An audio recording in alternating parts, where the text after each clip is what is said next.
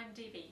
Today I'm going to be demonstrating to you the process of slumping glass in a microwave kiln using fusing fibre. We're going to make a piece like this. It's a little bit difficult for you to see, probably from that angle, but we have fused a little heart shape in this, and that's what we're going to make today. Okay, let's get started. For this project we're going to use our small microwave kiln. We've already prepared this with a piece of fusing paper inside. Just take that off our working surface. And we've got our running pliers and our glass cutter and our ruler for when we need to cut some glass. We've got our safety glasses, which I'm going to pop on now. We also have some fusing fibre. They can very easily be mistaken. So yes, this is fusing fibre. And we have a piece of red glass here. We're actually using plum today, and it's transparent. We really want in this project to use transparent glass because it works the nicest to allow the light to pass through. We've also got some scissors that we're going to use to cut our fusing fibre. Now we're going to cut a heart shape like this one here on our craft punch, and the easiest way to do this, rather than drawing it free form, and I'm not terribly good at drawing hearts, so what I do is I take a very thin piece of cardboard here. You'll see here where I have cut others from this. We pop that through into our craft punch, and we just cut out a piece of cardboard in our heart shape, and we're now going to transfer this image across to our fusing fibre. And we want to cut out 2 of these in our fusing fibre, so we could double it over to make that a bit quicker if we wanted to, and simply cut out both images at the same time. Just pop that on there. Now the best thing to use is a black felt pen, just to transfer that across. So we can either draw around it if your pen is thin enough, or just simply put dots around just to give you a guideline for cutting.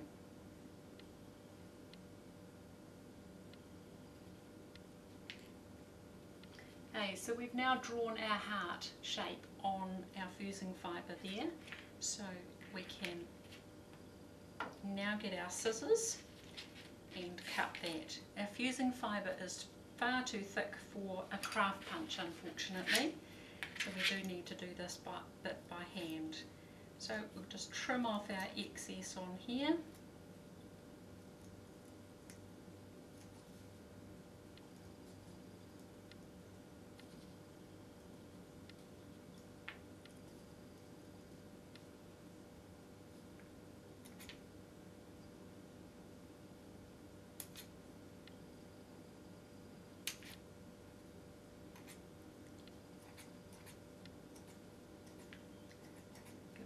Trim there.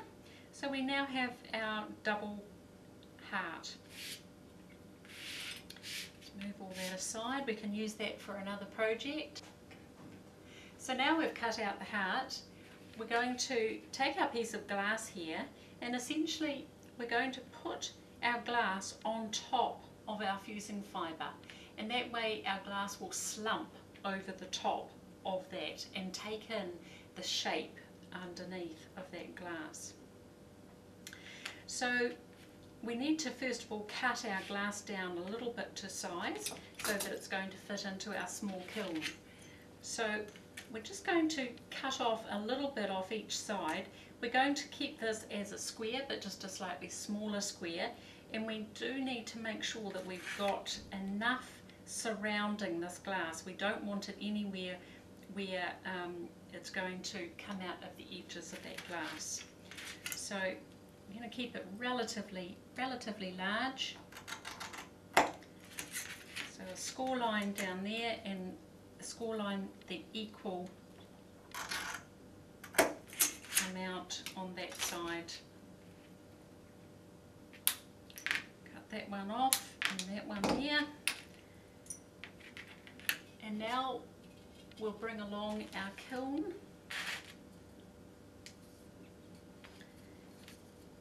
And we place our fusing fibre hearts one on top of the other in the centre there of the kiln paper, and then place our glass on top.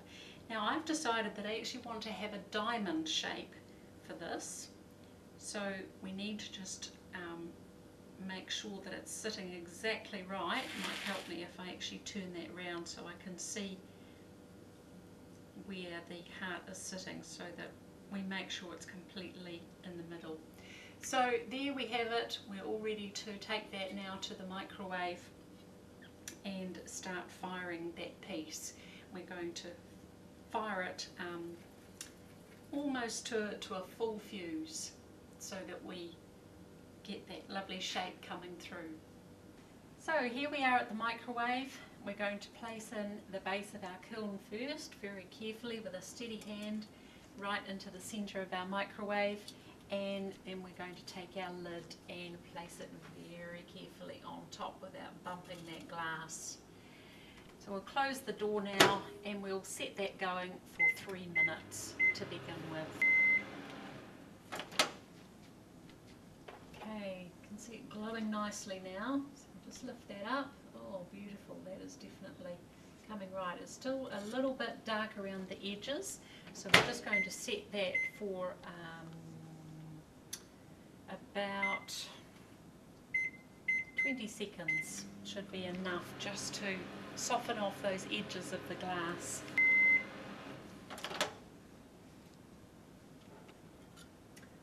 Oh, that looks great, perfect. So let's carefully get a grip on there and bring that out of the microwave. We'll just pop it there and we're going to open that up and have a quick look. That's lovely. Right, we better pop our lid on before it cools down. So now we're just going to move our kiln across to the back tile here, just to keep it away from little hands that may come near it, and put it on there to cool down for about half an hour. Now it's time to have a look. It's all cooled down, so let's open the lid. Ta-da! Wow, I like that. That is very nice. Lovely diamond shape with our heart right in the middle. You'll see it's quite dark around the outside, but that's just because we're using transparent glass, and there's more glass there on the outside than there is there where the heart is. We can see the white coming through from the fusing fibre. So now it's time to pick it up, and I'll show you before we give a wash and clean it out. There's our fusing fibre inside. It's all sitting there nice and soft. And that fusing fibre, that shape, we can actually use again. So we're just going to very carefully take that out with some tweezers without trying not to disturb it. It will come apart a little bit. We've left some behind. It's like cotton wool. Try not to move it around too much, because you don't want those particles floating around in the air. So now we can give it a little wash in some water. What we've made. Wow, that is lovely. It would be fantastic, a piece like this in a piece of stained art. It certainly needs to have the light shining through it to get the full effect.